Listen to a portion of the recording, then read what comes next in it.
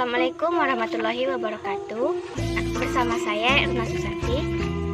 Baiklah, pada kesempatan hari ini saya akan membahas tentang klausa. Baiklah, klausa di sini adalah satuan gramatikal yang mengandung predikat dan berpotensi menjadi kalimat. Itu menurut KBB Profesor Dr. M. Ramlan dalam buku Ilmu Bahasa Indonesia Sintaksis halaman 79. Klausa adalah sebagai satuan gramatikal yang terdiri dari subjek, predikat, baik disertai objek, pelengkap, dan keterangan ataupun tidak.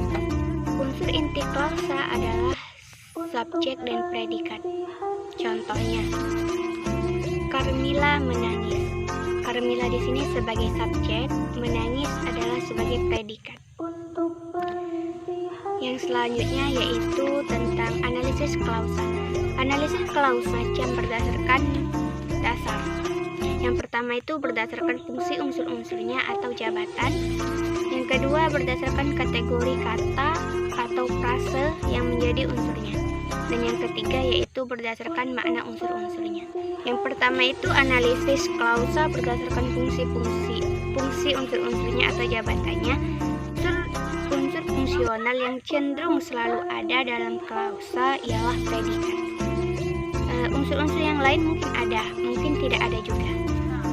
Contohnya, pemerintah akan menyelenggarakan pesta seni. Nah, pemerintah akan menyelenggarakan pesta seni. Ini terdiri dari 3 fungsional. Yang pertama, subjek, itu pemerintah sebagai subjek. Unsur akan menyelenggarakan sebagai predikat, dan pesta seni sebagai objek. Yang kedua itu analisis klausa berdasarkan kategori kata atau frase yang menjadi unsurnya. Telah dikemukakan bahwa klausa terdiri dari unsur-unsur fungsional yang disebut subjek, predikat, objek, keterangan, dan pelengkap. Nah, analisis klausa berdasarkan kategori kata atau frase yang menjadi unsur-unsur klausa itu di sini disebut analisis kategorial. Misalnya, aku sudah menghadapi komandan tadi. Aku di sini sebagai subjek, sudah menghadap di sini sebagai predikat, komandan sebagai objek 1, dan tadi sebagai keterangan. Jika dianalisis kategorial itu diikhtisarkan akan diperoleh ikhtisar sebagai berikut. Subjek itu sama dengan n atau kata atau frase nominal, dan predikat itu sama dengan n atau p atau bil atau fd, dan objek di sini sama dengan kata atau frase nominal.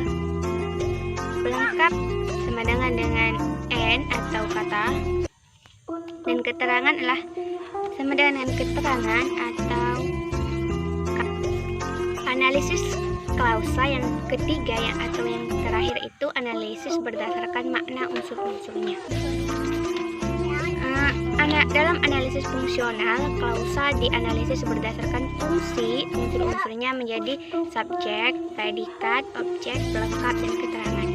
Dan dalam analisis kategorial telah dijelaskan bahwa fungsi subjek terdiri dari n atau frasa, fungsi predikat terdiri dari kata-kata atau bilangan, fd, fungsi objek terdiri dari kata, dan fungsi pelengkap terdiri dari kata atau frase nominal, dan fungsi keterangan terdiri dari keterangan dan kata atau frase lainnya. Misalnya, aku menemani anakku di tempat tidur beberapa saat.